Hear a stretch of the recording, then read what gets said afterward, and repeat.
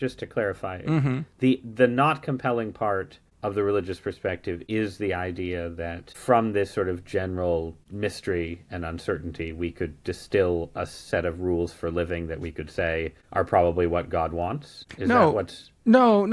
I'm not a libertine either. It's the part that I feel most religious people try to get through is what Shadi was saying to one sense is either happiness and or meaning. And I guess I'm not thirsting for those is what it comes down to. This idea that Okay.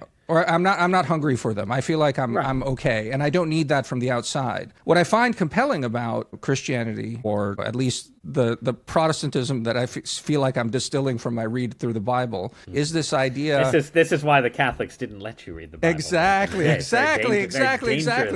Dangerous book for the unwary.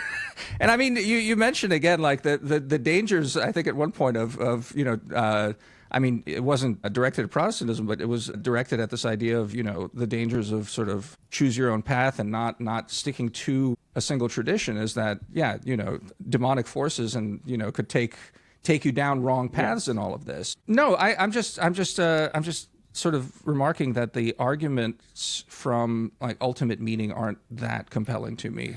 That's to answer your question, Shadi, about what keeps me sort of where I'm at. Well, but why do you need? I mean, meaning and happiness. Obviously those are important in a way. But suppose you die, and you're summoned before the judgment throne of God. Mm-hmm. God says, seems like you were sort of friendly to a bunch of arguments for being. You weren't 100% convinced. Why didn't you go to church? What would you say to God? Who's present with us here right now? So you but would that conversation happen if predestination's true? If predestination, so you're well, that's a separate. So you want to say that you're expecting to die and have not have a conversation, simply be assigned to an outcome. I mean, that seems sort of plausible to me, I guess, in a way. But this is why I feel like discussing this too much will get into my weird psychological cul-de-sacs rather than anything more broad. I'm just really I've had a lot of because I've been promoting a book. I've had a lot of different kinds of conversations, and I'm just always interested in people's stumbling blocks because since I'm making the book is making a kind of converging lines case for religion, right? It's saying there's not one slam dunk reason to be religious, but there's a lot of different reasons that add up, right? And when I have conversations, people usually have they don't have a single reason for being religious. They have sort of a singular objection, right? And maybe it's the problem of evil, or maybe it's the concept of God feels too narrow to capture the mystery of the universe, or maybe it's that they can't believe in the supernatural and so on. So I was just trying to get at in your own head, your reason for not wishing to practice a religion. And okay. I mean, the question of practice is an interesting one to me. The place where you talk about the importance of community and being surrounded by people, who do this and how that meets a certain human need. I take that point. I guess I'm not drawn to that part of going to church, for example. So like that level of practice. I mean, I'm not reading. I mean, to be fair, I've just been distracted ever since Trump's come to the presidency. There's not enough time to read. But I'm not. Have you really? I'm not. But I'm not. Try releasing a book into the Trump presidency. Oh man. I mean, I'm not. I'm not reading the Bible as a just so story. I'm not just sort of looking at it as like an interesting cultural artifact. I'm reading it seriously and taking all of it very seriously.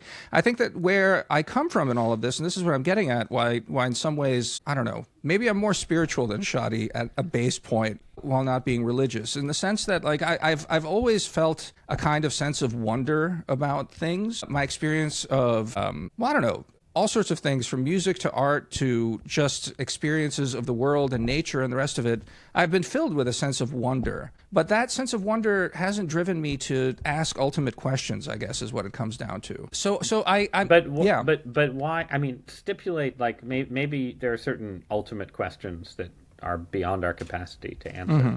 If you read the Bible, right, like one of the, especially since you're working your way backwards, this may become stronger as you go backwards, but I think it's obviously there in the New Testament as well. One of the things that's constantly happening throughout the Bible is that the Abrahamic God is instituting ways for his people to be in some kind of relationship with him. And these are structured ways. These are covenants. They are ritual practices, temples, and so on. They are, if you're a Christian, it's the institution. The crucifixion and resurrection is preceded by the institution of the Last Supper, which Catholics consider the institution of the Mass, and so on. Mm-hmm. So one of the things it seems like the God of the Bible is saying to you, Damir, is, I want something, I want a relationship with you that goes like, it's nice. I appreciate that you feel this sense of wonder, right? But, come one step closer. Mm-hmm. Right? That's sort of what he's always trying. He's pulling. I mean, he's a jealous God, right? Like the Jews, the ancient Hebrews, they're always getting in relationships with other gods, right? And God is obviously angry about that. And bad things happen, yeah.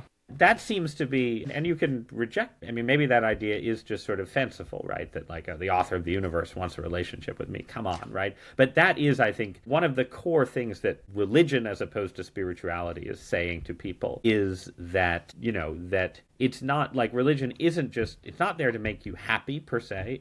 It is there, it does supply meaning, it should, right? But what institutional religion is doing is trying to mediate a relationship. No less than like a marriage mediates a relationship between a husband and a wife, except that here it's, a bit more unequal between the parties. I take your point absolutely about ritual. And how the covenant works. I suppose that if I, was to proceed down this path and embrace all of it fully, then there would be an obligation to partake in all of that. But again, the part that trips me up, that I don't find, and maybe this is again why I sort of latch onto the parts that Calvin seemed to have latched onto as well, are the parts where in fact we're completely powerless before the ultimate design of what's happening. Yeah. And there's plenty of comfort to be had in that. Actually, a lot of comfort to be had in that, in the sense that the idea of, how do I put it, the free will that we have is incredibly bounded, or at least if you were even to zoom out completely, you would say that it doesn't even make any sense. And so even being called to recognize something like this, and that God is having a kind of conversation with me, that doesn't fully resonate for me. It would more be like, the way I'd conceptualize it if one was to say that I was on a path towards something. It's like, interesting. At this point, at age 48, he sat down and started reading the Bible for all sorts of reasons. It just sort of, it occurred that they converged, and he's reading it now. And then, through that, maybe I get drawn to other sort of things. But there's never this. It's the question of the individual wanting ultimate answers and the rest of that I just don't find compelling. And it boils down to a sort of problem of free will ultimately that I don't know. Does that make any sense? Yes. No. I think. I am not a hard Calvinist, right? Yeah. But I do think that with apologies to Calvinist listeners for this vast generalization, I think that Calvinism is extremely philosophically coherent in ways that come at the expense of some of the kind of biblical texts that it's trying to defend. I think the Bible, yes, the Bible contains strong sort of emphasis on God's power that is in some way seems predestinarian, and that there's clearly some element of providential control exerted. At the same time, like all of the Gospels are filled with Jesus saying things like, be a better person, help the poor, right? Like that, all of Jesus's rhetoric, and much rhetoric in the Old Testament, implies a certain kind of agency, right? That has to, I think, and if Abrahamic religion is true, has to exist in some sort of relationship we can't quite understand with divine providence. I think I appreciate your theologizing this, though, because I've done some conversations. I did one with Tyler Cowen, in a few conversations where people will say something that's, they'll frame it in more secular terms, and they'll say, well, look, I've just sort of accepted that I don't have a religious temperament, right? This is sort of the Tyler Cowen view of why he's not religious. He's interested in the arguments. He can go back and forth. but in the end, he's sort of content with his own non-religious temperament. And I think that kind of contentment makes no sense at all if you believe in strong human agency and free will. Who cares what your temperament is, right? If there's a God, you should be interested in him. Yeah. But it does make sense in a certain kind of predestinarian perspective, where it's like, look, God has given me this temperament, and he's responsible for whether I decide to go to church or not, right? So I don't know. Maybe I don't know if I've remade Tyler as a certain kind of hardcore Calvinist or not. Okay, I'll just say that this was fascinating to listen to, and I've learned more about Damir's religious and spiritual orientation in the last 20 minutes than in several years. So I do appreciate this. So thank you, Ross. That's why I really wrote the book, to get important public intellectuals to say weird things about religion on podcasts.